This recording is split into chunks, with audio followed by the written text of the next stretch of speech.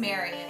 In the blog world, I'm known as Miss Mustard Seed, and I'm here to show you what to do when your milk paint starts to sort of chip and flake away from the surface. Now, this is something that I intentionally want to have happen. This isn't a mistake. What I've done is I've painted a piece that was previously finished in a polyurethane finish. And I didn't use the bonding agent because I wanted the paint to flake away. Now, how do you know if the paint is going to flake or not?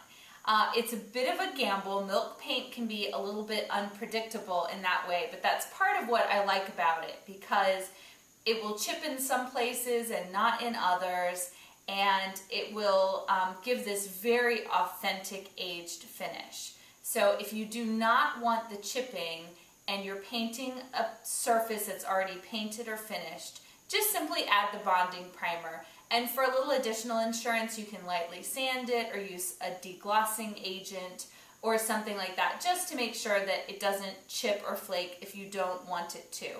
If you are painting a porous surface, you do not need to worry about that though. That's only for a pre-finished surface.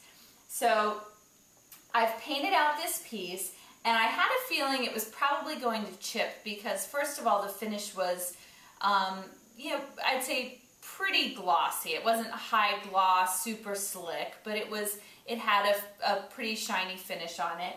And as I was applying the paint, the paint started to sort of resist the finish a little bit. It started to sort of pool away. So if that happens, that's a pretty good indication that the chippiness is going to happen, but not necessarily, because I've had that happen and then no chipping at all. So again, it's a little bit unpredictable.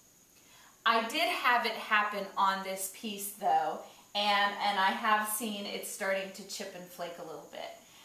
So what I'm going to do is on the areas that I see it's starting to chip, or really over the entire surface, I'm just going to run a putty knife along the surface, just very gently. I'm not scratching the paint off. Maybe on the edges I will, to sort of further distress it a little bit. But I'm just going to lightly run the knife along and pull up the loose areas. Let's see, here it's going to really come off. I can see it's really starting to flake there. And I'm hardly applying any pressure at all, just a little bit.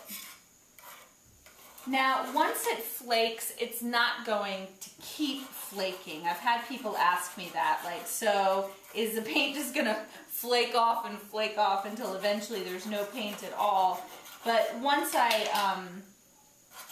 finish removing the paint, then it's going to stop, and I'll apply a wax finish that'll keep it on. So this is all I do. I simply run a putty knife over the surface. Now, areas where you're not seeing any chipping, I'll lightly rub it across. So see, it's adhering pretty well to the drawer, but there are a few places where it's coming off. So it's going to give this very nice natural look, and I'll keep sort of working on this piece to pull off any of the paint that's peeling. Now, what I would do after this step is use a vacuum with a very soft brush attachment on it and run it over the entire piece, and that will remove any more paint flakes that are loose and make sure it's nice and clean to wax it.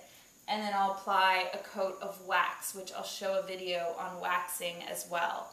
I want to address when the flaking might happen. So if you apply your first coat of paint and you don't see any of the paint starting to crack or chip away, that doesn't mean it's not going to happen. This again is a part of sort of the experimentation because it's a little bit different with every piece. With some pieces, I've applied the first coat of paint, and then I have some chipping almost immediately after the paint is dry. And then I've had other pieces where I don't see any chipping, and I apply a second coat of paint, and then I leave it for a few hours or overnight, and then when I check it the next day or a few hours later, there's some chipping and I'm able to get quite a bit of the paint off. So it really varies. Now, if you paint a piece, this happened with this piece for me, where I painted the first coat, I had some chipping almost immediately, and then I needed to still paint a second coat. So what I do in that case is just paint over the areas that are chipping and just be a little bit gentle with them.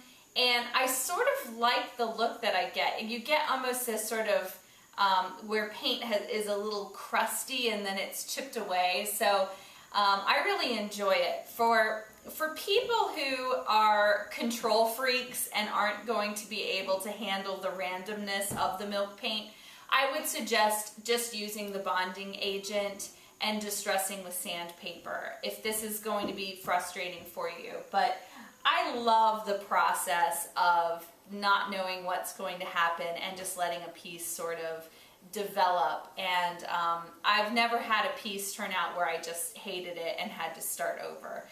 It's always been something that it might be surprising, but I really like it.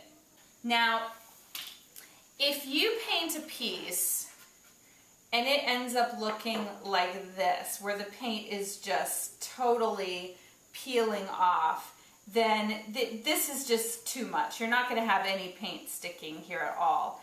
And what I'm going to do with this shelf is I'm going to just lightly remove any of the loose paint and then use paint with the bonding primer added, because this is just too much. You're not even going to have any paint sticking onto this when you're done. So sometimes it's a little bit of trial and error, but as you start working more with milk paint, you'll get a better sense of how it's going to behave and how you can control it. But that's sort of the fun of it. It's a paint that you can really experiment with and get different looks to create your own unique style.